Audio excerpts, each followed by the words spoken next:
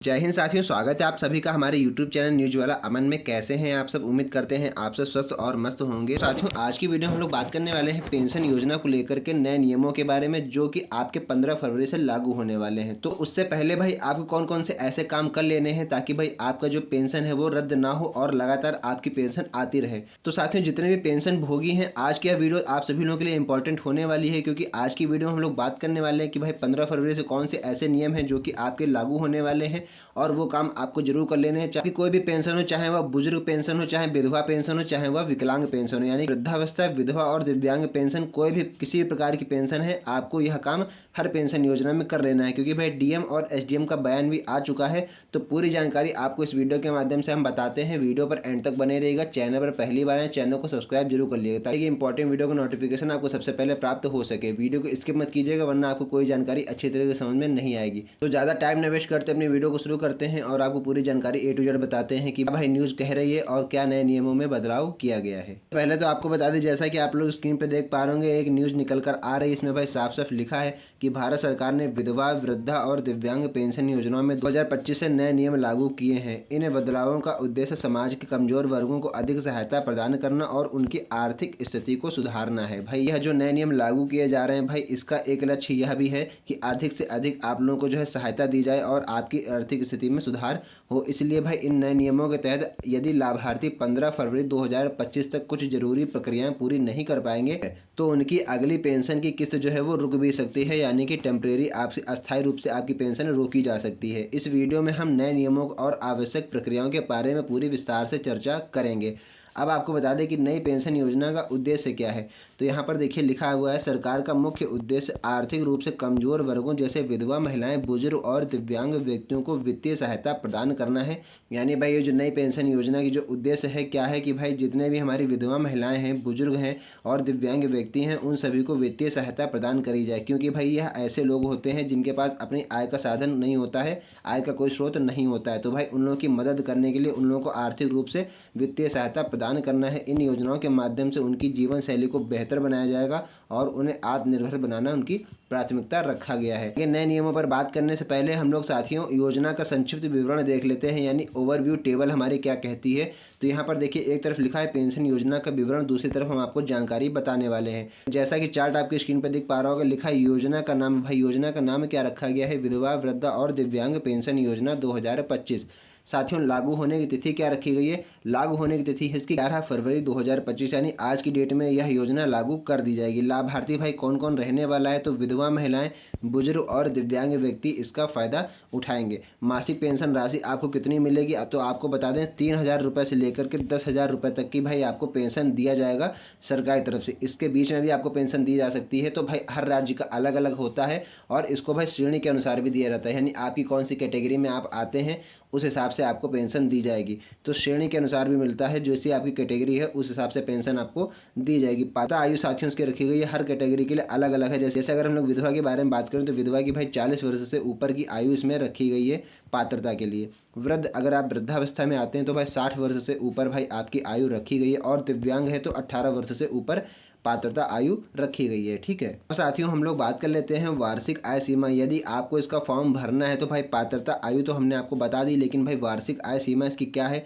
तो वार्षिक आय सीमा इसकी 1 लाख रुपए से कम होनी चाहिए, यानी आपकी जो इनकम है वो 1 लाख रुपए से कम होनी चाहिए एक साल में। ठीक है, अब हम लोग बात कर लेते हैं आवेदन प्रक्रिया के बारे में। तो आवेदन प्रक्रिया आपको बता दें, इसका ऑनलाइन और ऑफलाइन दोनों माध्यम से आप इसका आवेदन कर सकते हैं। किसी प्रकार से भी आप इसका फॉर्म भर सकते हैं। वित्तीय स्रोत क्या है? तो केंद्र और राज्य सरकार के द्वारा संयुक्त योगदान दिया जाता है, चाहे वह केंद्र सरकार हो या राज्य सरकार हो, दोनों लोग मिला करके भाई दोनों सरकारें मिला करके आपका योगदान देती हैं पेंशन में। ठीक है, संयुक्त योगदान होता है इन दोनों सरकारों का। ठीक है, तो यह तो पूरी बात हो गई ओवरव्यू के बारे में। अब हम आपको बता दें जो नए नियम लागू किए गए हैं उनके मुख्य बिंदु क्या हैं, कौन कौन सी ऐसी हाईलाइट्स हैं जो कि आपको जानना बेहद जरूरी है। ठीक है, सबसे पहले तो साथियों हम लोग बात कर लेते हैं नए नियमों के मुख्य बिंदु में दस्तावेज अपडेट कराना अनिवार्य, यानी जो पहला पॉइंट कहा जा रहा है आपसे, दस्तावेज अपडेट कराना अनिवार्य है। सरकार ने यह नियम लागू किया है कि सभी लाभार्थियों को अपने दस्तावेज जैसे आधार कार्ड, बैंक खाता विवरण और आय प्रमाण पत्र, यानी जो 3 प्रकार के डॉक्यूमेंट होते हैं आपके, बैंक खाता विवरण, आधार कार्ड और आय प्रमाण पत्र, इन सबको भाई 15 फरवरी 2025 तक अपडेट कराना होगा। यदि यह प्रक्रिया पूरी नहीं की गई तो अगली पेंशन किस्त आपकी रोकी जा सकती है। तो ध्यान से इसको भाई आपको कंप्लीट करा लेना है, इसमें कोई भी आपको ढिलास नहीं बरतनी है, ठीक है। दूसरी बात हम लोग कर लेते हैं, डिजिटल भुगतान अनिवार्य होना चाहिए, यानी डीबीटी का माध्यम, डीबीटी अकाउंट आपका एक्टिव होना चाहिए, उसी को हम लोग कहते हैं डायरेक्ट बेनिफिट ट्रांसफर। यहाँ पर देखिए साफ साफ लिखा हुआ है कि सभी पेंशन राशि अब केवल डायरेक्ट बेनिफिट ट्रांसफर डीबीटी के माध्यम से ही दी जाएगी। इसके लिए लाभार्थियों को अपना बैंक खाता आधार से लिंक कराना होगा, यानी आपका जो बैंक अकाउंट है उसकी केवाईसी भी कंप्लीट होनी चाहिए और साथ ही वह आधार से लिंक भी होना चाहिए, ठीक है। तो यह सब आपको काम कर लेना है ताकि भाई आपकी पेंशन का भुगतान न रोका जाए, आपकी पेंशन लगातार सुचारू रूप से आती रहे, ठीक है। आगे साथियों आपको बता दें कि पात्रता मानदंड में कुछ संशोधन भी किया गया है, यानी विधवा महिलाओं के लिए जो आयु सीमा है अब 40 वर्ष और उससे अधिक कर दी गई है। यानी कि पात्रता मानदंड में जैसा कि मैंने बताया था बहुत सारे नियमों में कुछ बदलाव भी किया गया है।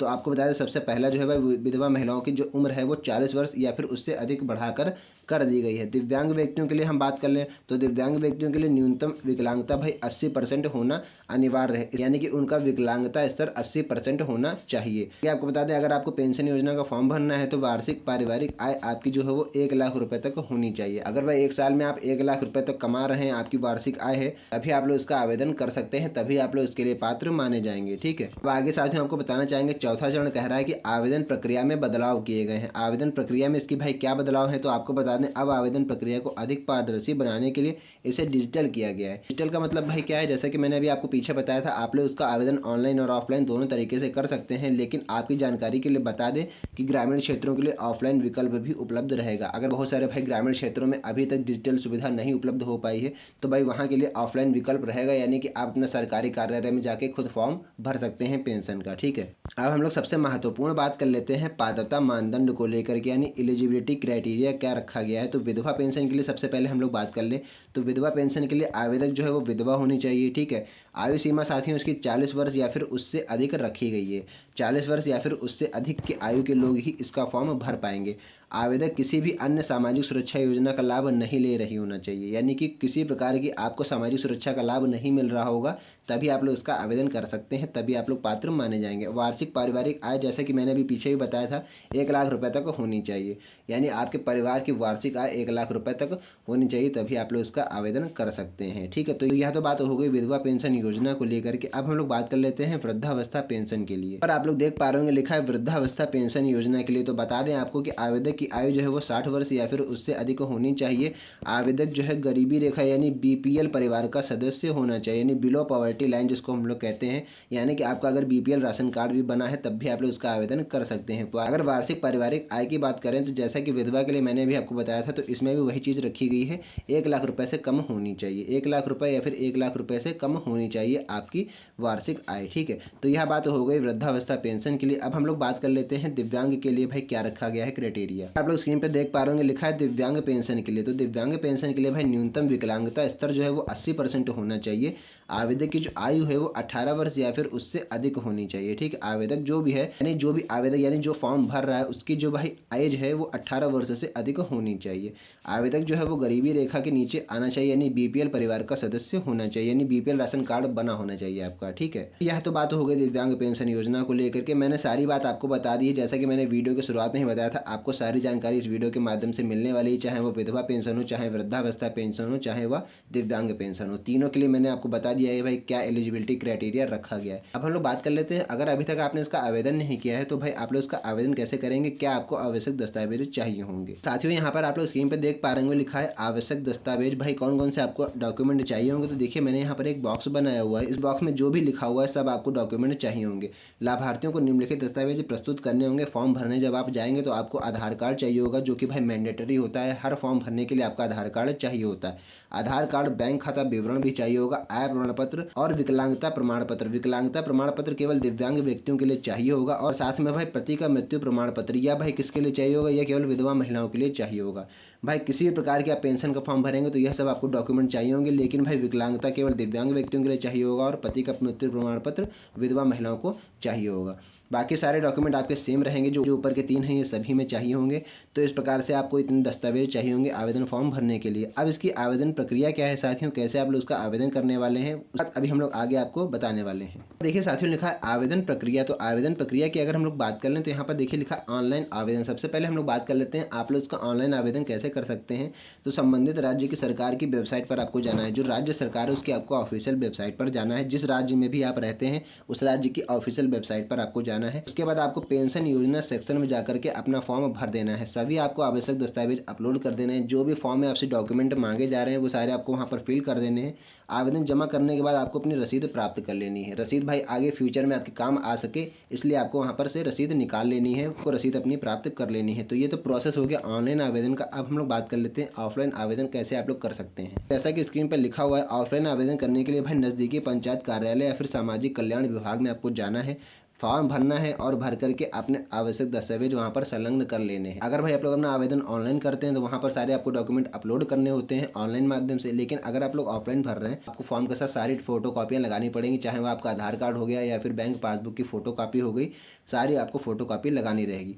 उसके बाद आपको फॉर्म जमा कर देना है और वहाँ से रसीद प्राप्त कर लेना है। जो वहाँ पर अधिकारी होगा जो भी आपका फॉर्म जमा करेगा वो आपको एक रसीद देगा प्रमाण के रूप में, ठीक है। साथियों एक और महत्वपूर्ण बात हम आपको बता दें कि भाई पेंशन राशि में बदलाव भी किया गया है। जैसा कि मैंने बताया था कुछ पेंशन राशि में बदलाव भी किया गया है। तो क्या बदलाव है? विधवा महिलाओं के लिए भाई पुरानी राशि आप लोगों को 3,000 दी जाती थी, नई राशि आप लोगों को 6,000 दी जाएगी पेंशन के रूप में।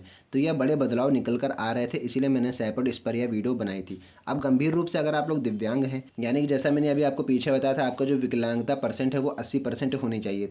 तो पुरानी राशि भाई आपको 5,000 दी जाती थी, नई राशि आपको 10,000 दी जाएगी पेंशन के रूप में, दिव्यांग पेंशन के रूप में। आगे आपको बता दें अगर आपने वृद्धावस्था का फॉर्म भरा यानी वृद्ध व्यक्ति हैं केवल, तो भाई आपको पुरानी पेंशन 2,000 दी जाती थी, नई राशि आपको 4,000 दी जाएगी पेंशन के रूप में। तो यह नए बड़े बदलाव निकल कर आ रहे थे। इन सभी के बारे में आपको उसका पालन करना पड़ेगा भाई, तभी आप लोग इसका आवेदन कर सकते हैं और तभी आपको पेंशन की राशि भेजी जाएगी आपके बैंक अकाउंट में। उम्मीद करते हैं आपको पूरा प्रोसेस समझ में आ गया होगा, पूरी जानकारी अच्छी तरीके से समझ में आ गई होगी भाई कि क्या नए अपडेट निकल कर आ रहे हैं और आपको क्या क्या काम कर लेने हैं ताकि भाई आपकी पेंशन सुचारू रूप से आपके बैंक अकाउंट में ट्रांसफ़र होती रहे। तो साथियों अगर आपको ये वीडियो अच्छी लगी हो तो वीडियो को लाइक कीजिएगा और इसको अपने जानने वाले साथियों में भी शेयर कीजिएगा ताकि वे लोग भी इस योजना के बारे में जान सकें कि भाई क्या नए नियम निकल कर आ रहे हैं और क्या उनको काम कर लेना है 15 फरवरी से पहले पहले। तो बस आज की इस महत्वपूर्ण वीडियो में इतना ही। मिलते हैं नई वीडियो में नेक्स्ट टॉपिक के साथ, तब तक के लिए जय हिंद।